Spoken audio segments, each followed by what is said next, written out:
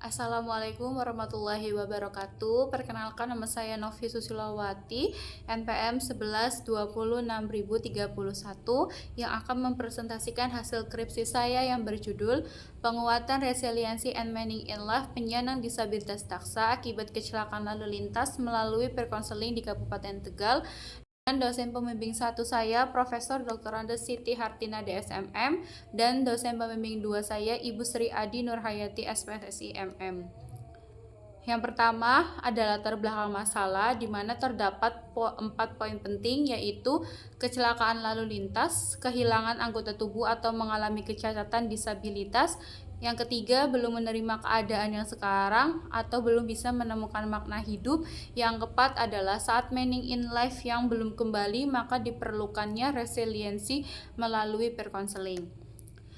Selanjutnya ada batasan masalah. Yang pertama itu, penelitian ini dibatasi pada penyandang disabilitas jenis kecelakaan yang berada di lalu lintas yang kehilangan anggota tubuh atau mengalami kecacatan.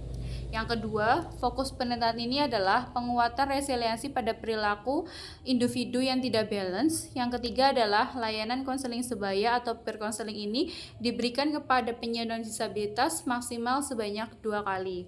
Rumusan masalah dalam skripsi saya adalah yang pertama, apakah meaning in life disabilitas rendah memerlukan penguatan resiliensi? Yang kedua, bagaimana caranya pembatasan resiliensi yang diperlukan bagi penyandang disabilitas? Yang ketiga, apakah resiliensi bisa dilakukan dengan konseling sebaya atau perkonseling? Tujuan penelitian saya adalah yang pertama, untuk mengetahui seberapa penting meaning in life pada penyandang disabilitas. Yang kedua, untuk memfokuskan penguatan resiliensi yang dibutuhkan pada penyandang disabilitas. Yang ketiga, untuk membantu individu yang mengalami kesulitan dalam mengembangkan kemampuan untuk bertahan dan pulih dari kesulitan yang dialaminya. Yang bab 2 adalah landasan teorinya yang terdiri dari 5 poin penting, yaitu penyandang disabilitas, kecelakaan lalu lintas, meaning in life pada disabilitas, resiliensi pada disabilitas, dan yang terakhir adalah peer counseling pada penyandang disabilitas. Penelitian terdahulu saya mengambil 5 judul yang sangat relevan dengan skripsi saya. Yang pertama adalah resiliensi pada penyandang tunadaksa akibat kecelakaan. Yang kedua adalah penerimaan diri penyandang disabilitas fisik pasca lahir. Yang ketiga adalah peran modal sosial sebagai dasar peer counseling pada masyarakat difabel Desa Inklusi Kabupaten Tegal. Yang keempat adalah resiliensi in the face of adversity and others with an intellectual disability, a literature review. Yang terakhir adalah resiliensi dan post traumatic growth atau PTG. Bab 3, jenis penelitian saya adalah kualitatif yang menggunakan desain studi kasus. Sumber data adalah primer dan sekunder, di mana primer menggunakan 5 responden yang mengalami kecacatan atau kehilangan anggota tubuh, sedangkan dengan sekunder adalah mendapatkan informasi dari komunitas difabel yang ada di Kabupaten Tegal, yaitu DSM, yaitu Difabel Selawi Mandiri.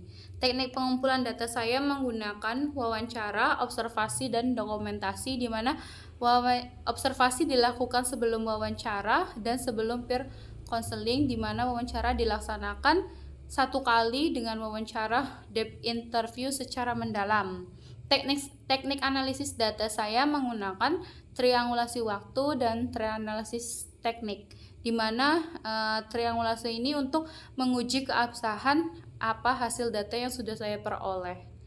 Terus yang selanjutnya adalah teknik olah data saya menggunakan NVivo, di mana saya mengambil 3 fitur yang terdiri dari word cloud, node coding, dan project map, di mana word cloud itu sendiri menjelaskan mengenai kata-kata yang sering diucapkan oleh responden itu seberapa banyak besarnya itu kata-kata apa dalam setiap variabelnya. Yang node coding adalah untuk mengetahui pembahasan apa yang paling tinggi dibahas dalam wawancara saya. Yang terakhir adalah project map, di mana dari variabel-variabel dan responden itu saling mengaitkan satu sama lain untuk menghasilkan sebuah hasil in vivo dari hasil wawancara yang saya lakukan.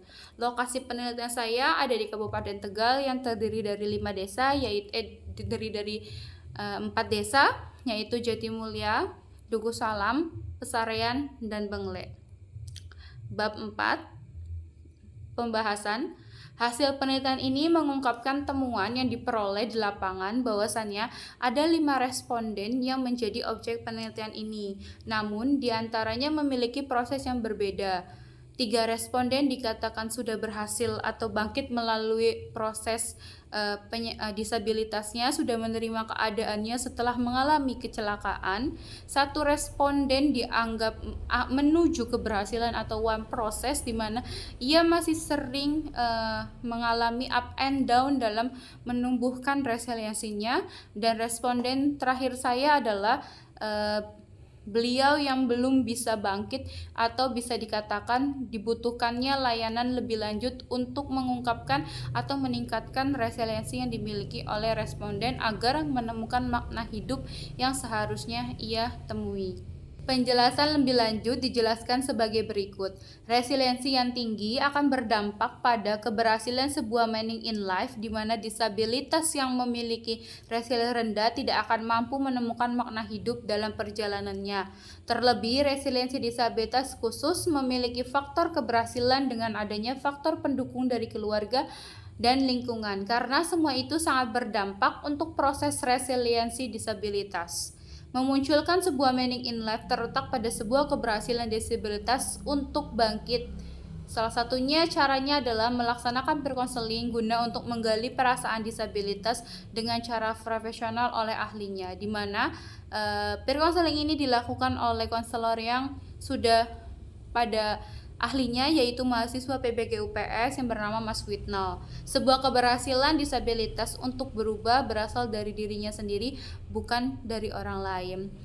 Terima kasih. Itu saja yang bisa saya sampaikan dari hasil skripsi saya. Mohon maaf apabila ada kesalahan kata, kurang lebihnya saya akhiri.